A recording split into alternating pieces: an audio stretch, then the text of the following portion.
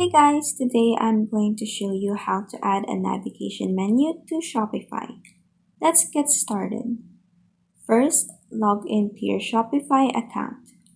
Next, there are two ways to locate the navigation menu. First is by clicking on Online Store, then Navigation. But as you can see, I don't have the navigation option here. So, if you're experiencing the same thing, you can just click on Content right up here, then click on Menus. Next, this will bring you to a new tab where there are already a list of existing menus.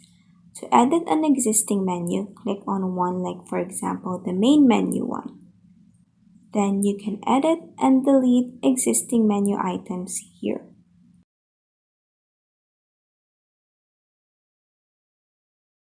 To add a menu item, just click on Add Menu Item, then add a label or a name for it, then paste the link to the specific page, website, or content you want this menu item to show.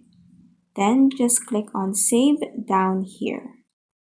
To add a new menu, click on Create Menu right here, then just label your new menu, add new menu items, then click Save down here. And that is how you can easily add a navigation menu to Shopify. If this video helped you, please like and subscribe for more helpful tutorials.